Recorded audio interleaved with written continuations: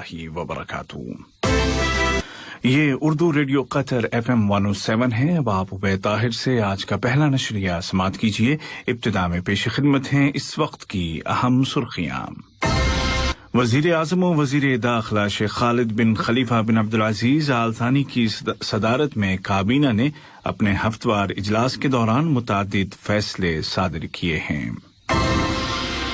Qatar ने एक बार फिर कहा है कि शाम में खिलाफवर्जियों को रोकने का एक ही रास्ता है और वो ये है कि इस क्राइसिस को हल किया जाए। और कतर की वजारत सेहत ने हेल्थ क्वारंटीन और कोविड-19 के टेस्ट के मुतालिक प्रोटोकॉल को अपडेट करने का ऐलान किया है। और अब पेश खिदमत है उर्दू रेडियो कतर FM 107 से आज का पहला मुफस्सल नशरिया।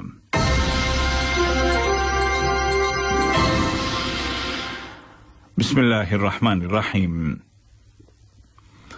वजीर आज़म और वजीर दाखिला शेख खालिद बिन खलीफा बिन अब्दुल अजीज आल थानी की सदारत में काबीना का मामूल का हफ्तवार इजलास बुलाया गया।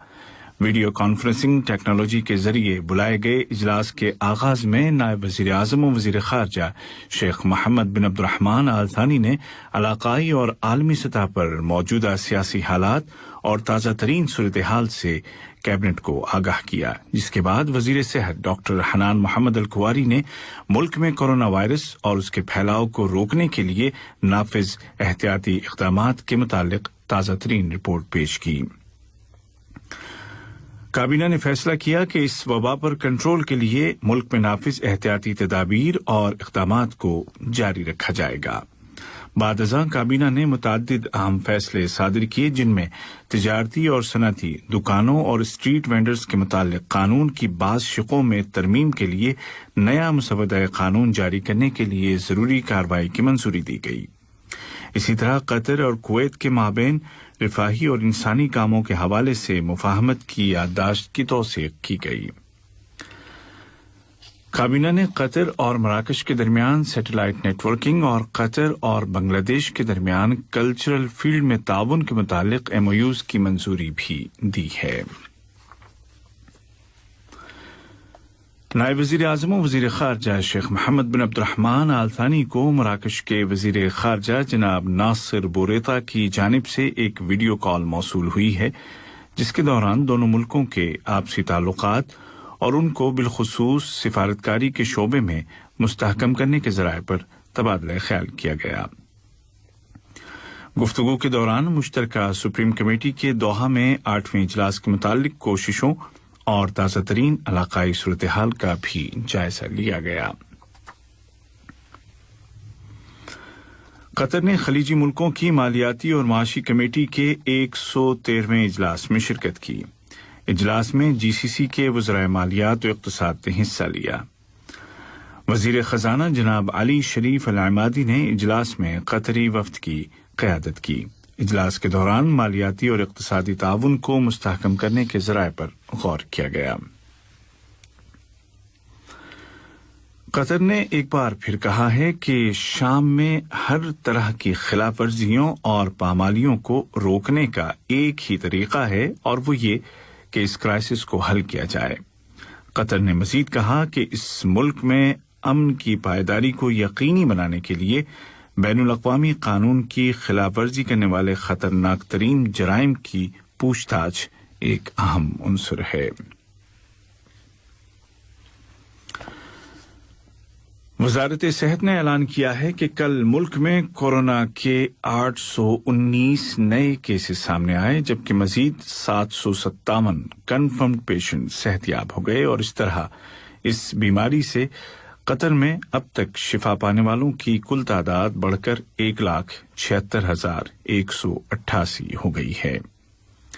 इस दौरान 9 अफराद जिंदगी की जंग हार गए, जिनमें से 6 क्रोनिक पेशेंट्स थे और उनको जरूरी तिब्बी सहूलियात दी जा रही थीं। ये खबरें आप उर्दू रेडियो कतर FM 107 से सुन रहे हैं।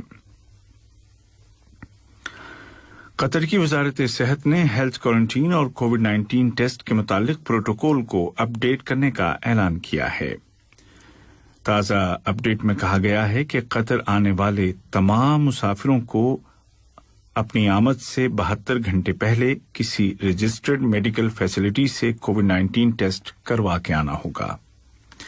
اسی طرح کووڈ-19 سے ریکور ہو چکے افراد کے لیے بھی نئی سفری پالیسی اور نئی ہیلتھ کوارنٹین پالیسی متعارف کروائی جا رہی ہے۔ اس پروٹوکول پر اتوار 25 اپریل سے عمل درآمد شروع کیا جائے گا۔ ایک اور خبر میں وزارت صحت نے اعلان کیا ہے کہ ویکسینیشن کے نیشنل پروگرام کے تحت اب تک 13,20,000 سے زائد ڈوز دیے جا چکے ہیں، جبکہ گزشتہ 24 گھنٹوں کے دوران 24,000 سے زائد افراد کو ویکسین لگائی گئی ہے۔ اسرائیلی فوج کے ترجمان فقائے درعی نے کہا ہے کہ اسرائیل نے شام سے اسرائیل کی طرف فائر کیے گئے ایک زمین سے فضا میں مار کرنے والے میزائل کو دیکھا ہے جو ان نقب میں آ کے گرا ہے۔ اسرائیلی فوج نے کہا کہ دیمونا ایٹمی ری ایکٹر کے قریب ہونے والا دھماکہ طیارہ شکن شامی میزائل کا نتیجہ تھا جو اپنے ہدف سے آگے چلا گیا تھا۔ ادھر دمشق نے اعلان کیا ہے کہ دارالحکومت کے مضافات میں اسرائیل کی جانب سے کی گئی گولہ باری کے نتیجے میں کئی افراد زخمی ہو گئے ہیں۔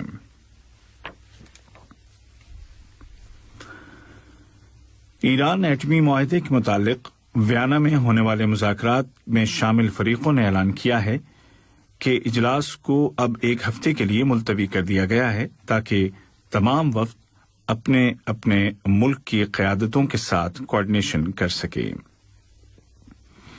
اسی دوران ایران نے دھمکی دی ہے کہ وہ مذاکرات کو روک دے گا اگر بقول اس کے غیر معقول مطالبے کیے گئے۔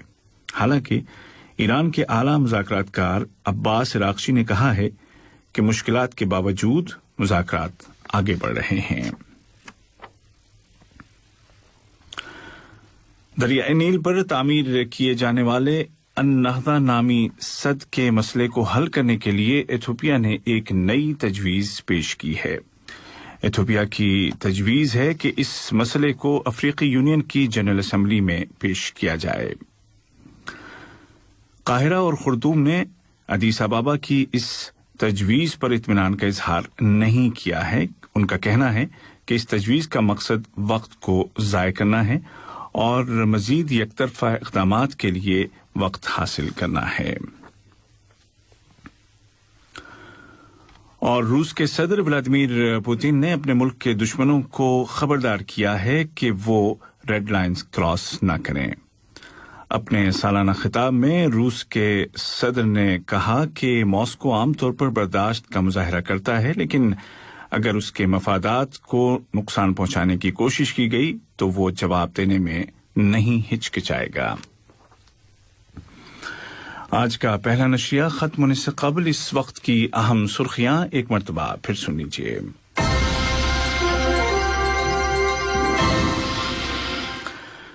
وزیر اعظم و وزیر داخلہ شیخ خالد بن خلیفہ بن عبدالعزیز آل ثانی کی صدارت میں کابینہ نے اپنے ہفتہ وار اجلاس کے دوران متعدد فیصلے صادر کیے ہیں۔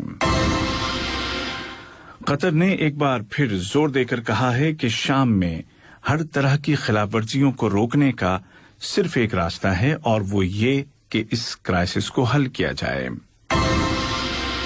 اور قطر کی وزارت صحت نے ہیلتھ کوارنٹین اور کووڈ-19 کے ٹیسٹ کے متعلق پروٹوکول کو اپ ڈیٹ کرنے کا اعلان کیا ہے۔ اردو ریڈیو قطر FM 107 سے آج کا پہلا مفصل نشریہ اپنے اختتام کو پہنچا۔ ہمارا دوسرا نیوز بلیٹن شام ٹھیک 7:30 بجے پیش کیا جائے گا۔ آج کے اس بلیٹن کو آپ تک پہنچانے میں ہماری تکنیکی معاونت کی محمد حسن سوڈانی نے۔